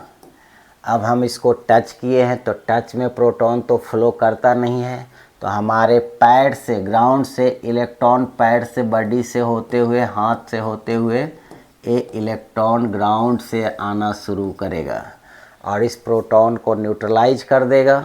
प्रोटॉन को न्यूट्रलाइज कर देगा तो ये सारा प्रोटॉन ख़त्म हो जाएगा। ये ख़त्म हो जाएगा तो इस पर बच जाएगा सिर्फ और सिर्फ निगेटिव चार्ज। फिर जब बैलून को हटा देंगे तो पूरा का पूरा निगेटिवली चार्ज्ड बॉडी हो जाएगा। तो कह रहा एट दिस, ग्राउंड करने के बाद at this point there is a movement of electron. इस केस में इलेक्ट्रॉन का मूवमेंट हुआ है, लेकिन मूवमेंट हुआ है कहाँ से, तो इलेक्ट्रॉन का मूवमेंट हुआ है हमारे हाथ से। मीन्स ग्राउंड से हाथ से होते हुए ऐसे इलेक्ट्रॉन जा रहा है। किस पर जा रहा है, ये जा रहा है केन पर, ये स्फीयर पर जा रहा है। तो इसमें कह रहा है at this point there is a movement of electrons, electron move into the sphere from the ground. Hand से होते हुए, सही है, इलेक्ट्रॉन ग्राउंड से निकला, पैर्स के होते हुए, बॉडी से होते हुए, हाथ से होते हुए स्फीयर पर जा रहा है। किसको न्यूट्रलाइज करने के लिए, तो इसके पॉजिटिव चार्ज को न्यूट्रलाइज करने के लिए। फिर करा out of the sphere into the ground, करा कि स्फीयर से ग्राउंड में जा रहा है, ये गलत है, हाथ से होते हुए ये गलत है। Into the sphere from the balloon, balloon से स्फीयर पर जा रहा है, तो चूंकि इंडक्शन मेथड में तो ये दोनों में कोई आदान प्रदान होता ही नहीं है, कोई कॉन्टैक्टे नहीं है, तो ये भी गलत। Out of the sphere into balloon, sphere से बैलून में, ये भी गलत है, बिना कॉन्टैक्ट के कहीं चार्ज का ट्रांसफ़र नहीं है। From the ground through the sphere to the balloon, means ground से स्फीयर, स्फीयर से बैलून, ये भी गलत है क्योंकि बैलून पर नहीं जाएगा, बैलून के साथ इसका कोई कांटेक्ट नहीं है। From the balloon through the sphere to the ground, तो बैलून से स्फीयर पर, स्फीयर से ग्राउंड पर, ये भी गलत है, मीन्स सारा ये सब गलत है। सही एक ही है, इनटू द स्फीयर, स्फीयर पर इलेक्ट्रॉन जाएगा, ग्राउंड से निकल के हाथ से होते हुए।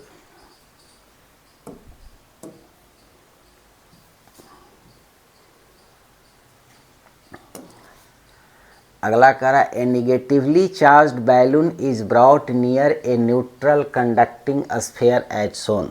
पहले वाला में पॉजिटिवली था, इसमें निगेटिवली चार्ज्ड बैलून है। अब इस न्यूट्रल स्फीयर के पास निगेटिवली चार्ज्ड बैलून लाए हैं। As it approaches charge within the sphere will distribute itself in a very specific manner which of the diagram so properly depict the distribution of charge। कारण negatively charge body, negatively charge balloon जब इस sphere के, neutral sphere के पास जाएंगे, ये neutral sphere के पास लाएंगे, तो फाइनल चार्ज का डिस्ट्रीब्यूशन कैसा होगा। तो जब निगेटिवली बैलून न्यूट्रल स्फीयर के पास लाएंगे तो न्यूट्रल स्फीयर के अंदर जितना पॉजिटिव होगा उतना ही निगेटिव होगा। तो ये निगेटिव क्या करेगा, निगेटिव को रिपेल करेगा, पॉजिटिव को अट्रैक्ट करेगा। तो इस साइड फेस पर पॉजिटिव आ जाएगा, इस साइड फेस पर निगेटिव आएगा। तो इसमें दे रहा है कि सब पॉजिटिव है, ये गलत है। इसमें दे रहा है टोटल निगेटिव है, इसमें ऑप्शन में दे रहा है कि पूरा निगेटिव है, ये भी ऑप्शन गलत है। इसमें कह रहा है एक साइड पॉजिटिव एक साइड निगेटिव, ये ऑप्शन सही है क्योंकि निगेटिव आया है, निगेटिव को रिपेल करेगा तो इस साइड निगेटिव हो जाएगा, पॉजिटिव को अट्रैक्ट करेगा तो इस साइड पॉजिटिव होगा। इसमें उल्टा दे रहा है, निगेटिव निगेटिव को अट्रैक्ट कर रहा है, ये गलत है क्योंकि निगेटिव निगेटिव को रिपेल करेगा तो निगेटिव दूर जाएगा, आउटर फेस पर जाएगा, दूर वाले फेस पर जाएगा। तो ए वाला सही है, सी ऑप्शन डिस्ट्रीब्यूशन सही है।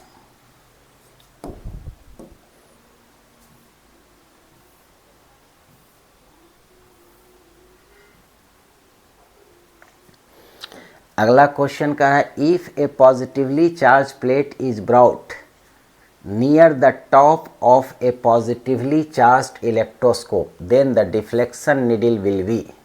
कह रहा है पॉजिटिवली चार्ज प्लेट, एक पॉजिटिवली चार्ज प्लेट है, ये हमारा पॉजिटिवली चार्ज प्लेट है। मान लेते हैं कोई कंडक्टिंग प्लेट है, ये पॉजिटिवली चार्ज्ड है तो इसको पॉजिटिवली चार्ज कर देते हैं। इसके नज़दीक हम अपने इलेक्ट्रोस्कोप के टॉप पॉइंट पर लाते हैं। Then the deflection of needle will be, तो ये नीचे नीडल है जो डिफ्लेक्ट करता है, वो डिफ्लेक्शन क्या होगा, not move, be deflected more, be deflected less. तो जब इसके नज़दीक में लाएंगे तो ये क्या करेगा, ये इसके इलेक्ट्रॉन को खींचेगा और प्रोटॉन को रिपेल करेगा, पॉजिटिव चार्ज को रिपेल करेगा। तो ए पॉजिटिव चार्ज को रिपेल करेगा और इलेक्ट्रॉन को अट्रैक्ट करेगा। तो जब इसको रिपेल करेगा तो इसको स्पेस इधर भी मिल रहा है, रिपल्सन का मतलब दूर जाना चाहेगा। तो इधर तो एयर है तो अब तो ये स्फीयर इधर जाएगा नहीं, लेकिन ये सब कुछ नीचे जाने का रास्ता है। तो ए रिपेल होने पर इस मूव करके नीचे आने लगेगा और एक गोल्ड लीफ के दोनों प्लेट पर आकर के इकट्ठा होने लगेगा और इकट्ठा होने के बाद क्या होगा कि ए इस तरह से डाइवर्ज करने लगेगा। मीन्स ए डाइवर्ज करने का रेट इस लीफ को बढ़ने लगेगा। तो कह रहा है डिफ्लेक्शन क्या होगा, तो डिफ्लेक्शन बढ़ेगा। तो यहाँ इस हम अपने इलेक्ट्रोस्कोप के पास पॉजिटिवली चार्ज्ड बॉडी लाएं या निगेटिवली चार्ज्ड बॉडी लाएं, दोनों केस में ए लीफ में डाइवर्जन मीन्स डिफ्लेक्शन बढ़ेगा। अगर पॉजिटिवली चार्ज्ड बॉडी लाएंगे तो इस पर पॉजिटिव आएगा, निगेटिवली लाएंगे तो निगेटिव को रिपेल करेगा तो इस पर निगेटिव आएगा। तो निगेटिव निगेटिव में डाइवर्जेंस होगा, मीन्स दोनों केस में डिफ्लेक्शन बढ़ेगा। तो ये हमारा बी ऑप्शन सही है।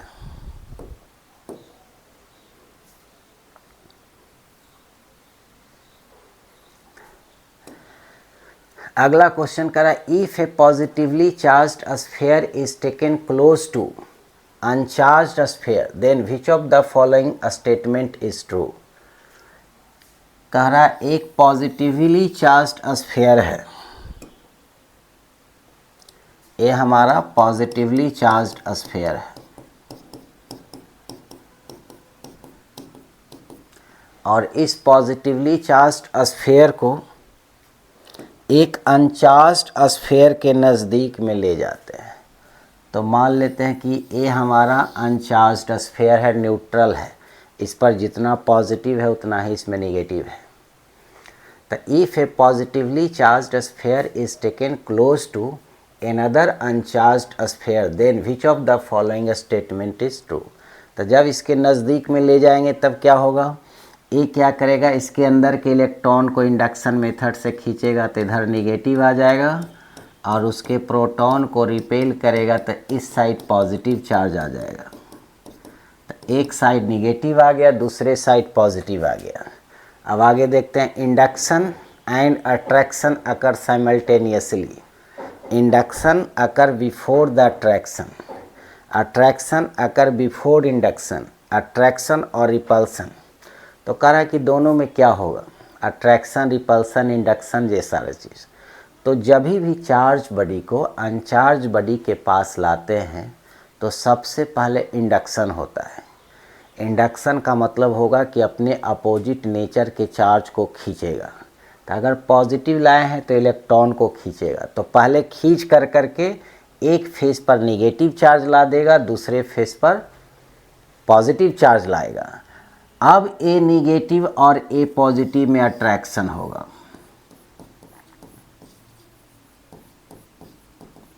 ए पॉजिटिव निगेटिव में अट्रैक्शन होगा। तो अब कहेंगे कि तो यहाँ ये पॉजिटिव पॉजिटिव में रिपल्सन भी होगा, तो रिपल्सन भी होगा, लेकिन ए पॉजिटिव चार्ज इस पॉजिटिव चार्ज से दूर है, इसलिए रिपल्सिव वाला फोर्स अट्रैक्शन वाला फोर्स, अट्रैक्शन वाले फोर्स से रिपल्सन वाला फोर्स वीक होगा। क्योंकि ए अपोजिट फेज पर है तो दोनों के बीच डिस्टेंस ज़्यादा होने के कारण रिपल्सिव फोर्स छोटा पड़ जाता है अट्रैक्टिव फोर्स से, इसलिए दोनों के बीच अट्रैक्शन होने लगेगा। लेकिन अट्रैक्शन कब होगा, इंडक्शन से पहले कि इंडक्शन के बाद, या दोनों साथ साथ? तो पहले इंडक्शन होगा उसके बाद अट्रैक्शन होगा। तो इंडक्शन होगा तब जा कर के चार्ज का सेपरेशन होता है। तो एक साइड निगेटिव चार्ज आता है, दूसरे साइड पॉजिटिव चार्ज आता है। तो निगेटिव चार्ज को अट्रैक्ट कब करेगा, जब इंडक्शन हो जाएगा तब। तो इसमें ऑप्शन खोजना है कि इंडक्शन एंड अट्रैक्शन एक साथ होगा, गलत। इंडक्शन पहले होगा तब अट्रैक्शन होगा, ये सही। तो हमारा सही यही होगा कि पहले इंडक्शन होगा उसके बाद अट्रैक्शन होगा।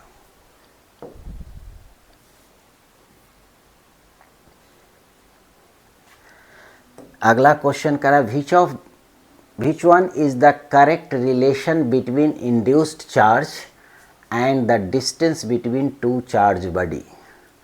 ये चार्ज का मैग्नीट्यूड, इंड्यूस चार्ज का मैग्नीट्यूड और डिस्टेंस के बीच का ग्राफ है। तो कह रहा है इसमें से कौन सा ग्राफ सही होगा। मीन्स अगर दो बॉडी है, मान लेते हैं कि ये हमारा न्यूट्रल बॉडी है, ये हमारा अनचार्ज्ड बॉडी है।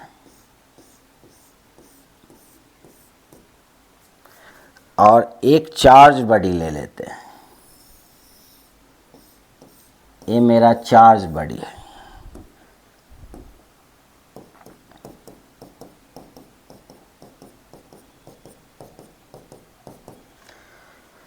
तो ये दोनों के बीच इतना डिस्टेंस है, तो इसका शक्ति इस पर आएगा, लेकिन ये दोनों के बीच इसको और नज़दीक ले जाएंगे तो इसका प्रभाव इस पर और ज़्यादा पड़ेगा। इसके फील्ड का, इसके शक्ति का इस पर प्रभाव ज़्यादा पड़ेगा, क्योंकि हम लोग पहले पढ़ चुके हैं कि कोई भी चार्ज से जो शक्ति आगे जाता है वो जैसे जैसे आगे बढ़ते हैं उसको खींचने की शक्ति घटने लगता है। तो ये तो हमारा चार्ज बॉडी है, और इस पर मान लेते हैं कि 3 इलेक्ट्रॉन अभी इंड्यूस्ड किया और इस साइड 3 प्रोटॉन इंड्यूस कर दिया। लेकिन इसी बॉडी को अगर अब यहाँ ले कर के आ जाते हैं, पहले इतना दूर पर था, R1 दूर पर था, अब ये यहाँ शिफ्ट कर गया, R2 डिस्टेंस पर आ गया, तो अब इसका चार्ज इसके ज़्यादा नज़दीक आ गया, इसके ज़्यादा नज़दीक आ गया। तो अब इसको खींचने का शक्ति पहले के रिस्पेक्ट में बढ़ गया, तो इस पर कुछ इलेक्ट्रॉन और खींच देगा, और जितना खींचेगा उतना प्रोटॉन को रिपेल कर देगा।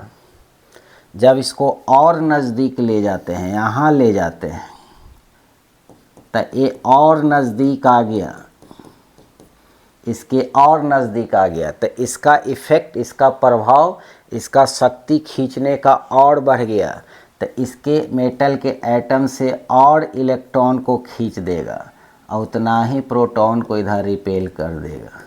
इसका मतलब जैसे जैसे नज़दीक लाते हैं तो चार्ज का, इंड्यूस चार्ज के मैग्नीट्यूड बढ़ेगा, और जैसे जैसे दूर जाएंगे तो इंड्यूस चार्ज के मैग्नीट्यूड घटेगा।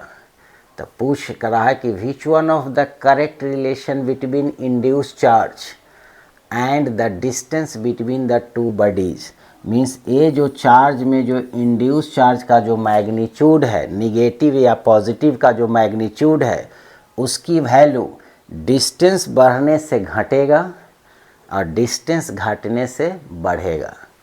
तो पहला यहाँ पर डिस्टेंस है और ये चार्ज है, तो यहाँ डिस्टेंस 0 पर कुछ चार्ज है Q, और जैसे जैसे डिस्टेंस बढ़ रहा है चार्ज का मैग्नीट्यूड घट रहा है। तो ये तो सही है। दूसरा है कि डिस्टेंस बढ़ा रहे हैं चार्ज भी बढ़ रहा है, तो ये गलत है, क्योंकि डिस्टेंस बढ़ाने से इंड्यूस चार्ज का वैल्यू घटता है, तो ये ग्राफ सही नहीं है। ये है कि डिस्टेंस बढ़ाते जाओ, उससे कोई मतलब नहीं है, चार्ज का वैल्यू हमेशा फिक्स ही रहेगा। मीन्स कितनों दूर पर बॉडी को रख दोगे, इंड्यूस चार्ज के मैग्नीट्यूड में कोई चेंज नहीं होगा। ये गलत है, क्योंकि चार्ज बॉडी को ज़्यादा दूर ले जाएंगे तो उसके खींचने का शक्ति घटने लगता है, तो चार्ज का मैग्नीट्यूड भी घटने लगेगा। चौथा कह रहा है कि पहले डिस्टेंस बढ़ाने पर चार्ज घटते घटते 0 हो रहा है, और फिर डिस्टेंस बढ़ाने पर चार्ज फिर बढ़ने लगता है, तो ऐसा नहीं होगा। मीन्स अगर डिस्टेंस बढ़ा रहे हैं तो क्या हो रहा है, चार्ज घट रहा है, तो ठीक है। लेकिन फिर उसके बाद भी अगर डिस्टेंस बढ़ा रहे हैं तो फिर चार्ज बढ़ने लगेगा। मीन्स इसके बाद और डिस्टेंस बढ़ाएंगे तो फिर चार्ज बढ़ने लगेगा। मीन्स ये भी ग्राफ सही नहीं है। मीन्स यहाँ हो गया कि डिस्टेंस बढ़ाने पर घटा और फिर डिस्टेंस बढ़ाने पर फिर बढ़ने लगा, ऐसा नहीं होता है। डिस्टेंस बढ़ाने पर लगातार घटेगा और डिस्टेंस घटाने पर लगातार बढ़ेगा, तो ये हमारा ऑप्शन सही होगा। मीन्स जब कोई भी चार्ज बॉडी को एक दूसरे से दूर ले जाएंगे तो चार्ज का जो इंड्यूस का मैग्नीट्यूड घटने लगेगा। यहाँ से जब यहाँ ले जाएंगे तो चार्ज और घट जाएगा, यहाँ ले जाएंगे तो और घट जाएगा, यहाँ ले जाएंगे तो और घट। ये ऑप्शन होगा।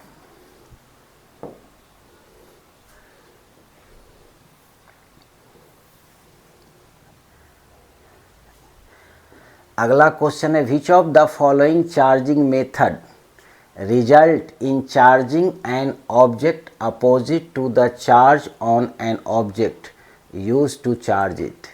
कह रहा है कि अगर कोई भी चार्ज बॉडी है और एक अनचार्ज बॉडी है और ये चार्ज बॉडी अगर पॉजिटिव चार्ज है तो अनचार्ज बॉडी को इसके अपोजिट नेचर के चार्ज से चार्ज करने के लिए कौन सा मेथड हम लोग यूज करेंगे।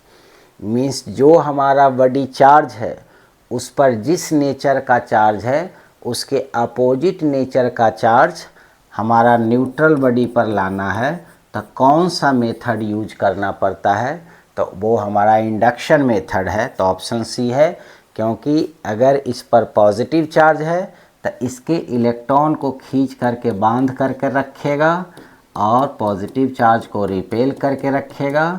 तो ये बांध करके रखेगा तो इसको हटाना मुश्किल होगा क्योंकि ये खींच करके रखता है, तो इसको ग्राउंडिंग से हटा देते हैं।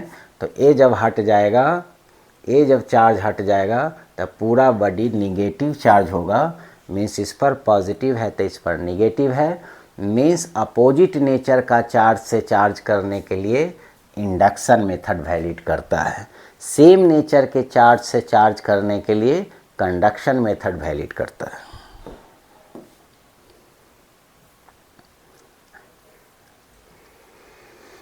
अगला क्वेश्चन है, if A neutral body is charge by induction with the help of a charged metallic rod, then in this process the charge on the rod will be। एक हमारा चार्ज रड है, कह रहा है a neutral body is charge by induction. मान लेते हैं हमारा कोई न्यूट्रल बॉडी है, ए न्यूट्रल बॉडी है, इसको इंडक्शन से चार्ज कर रहे हैं। कैसे? With the help of a charge metallic rod. A metallic rod है और ये चार्ज किया हुआ है। In this process the charge on the rod will be. तो इस पर कौन सा चार्ज होगा, पॉजिटिव होगा कि निगेटिव होगा? तो इस पर पॉजिटिव भी रख सकते हैं, निगेटिव भी रख सकते हैं। अगर इस पर पॉजिटिव रखेंगे तो इस पर निगेटिव चार्ज से चार्ज कर देंगे और इस पर अगर निगेटिव रखेंगे तो इस पर पॉजिटिव चार्ज से चार्ज होगा। तो दोनों चार्ज में से कोई भी रख सकते हैं। तो कह रहा है कि नहीं, यहाँ क्वेश्चन पूछ रहा है then in this process the charge on the rod. Rod पर जो चार्ज होगा वो क्या होगा, इंक्रीज करेगा कि डिक्रीज करेगा कि रिमेन्स अनचेंज रहेगा? तो हम लोग इंडक्शन मेथड में जानते हैं कि हमारा रड से अनचार्ज बॉडी के बीच कोई कांटेक्ट रहता ही नहीं है, इसलिए इस पर जो टोटल अमाउंट ऑफ चार्ज होगा वो हमेशा कांस्टेंट रहेगा, इसमें कोई वैरी नहीं करेगा, इसका वैल्यू न बढ़ेगा न घटेगा, रिमेन्स कांस्टेंट रहेगा। तो हमारा C3 वाला जो ऑप्शन है वो सही है। कैन नॉट से ये भी गलत है, न डिक्रीज करेगा न इंक्रीज करेगा। चार्ज बॉडी का इससे कोई कांटेक्ट नहीं होने के कारण इस पर चार्ज हमेशा कांस्टेंट रहेगा, इसलिए 3 ऑप्शन सही है।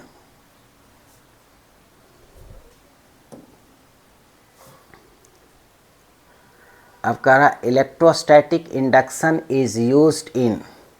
इलेक्ट्रोस्टैटिक इंडक्शन का कंसेप्ट किस में यूज करते हैं? एसी जनरेटर में, ट्रांजिस्टर में, डीसी जनरेटर में, वान डी ग्राफ जनरेटर में। तो ये तो हम लोग आगे पढ़ेंगे। वान डी ग्राफ जनरेटर हमारा एक डिवाइस है, इसी डिवाइस में हम लोग कंसेप्ट यूज करते हैं इंडक्शन मेथड और उससे चार्ज करते हैं। तो ये इंडक्शन मेथड के थ्रू चार्ज करते हैं वान डी ग्राफ जनरेटर। वान डी ग्राफ जनरेटर होता क्या है इसके बारे में आगे पढ़ेंगे।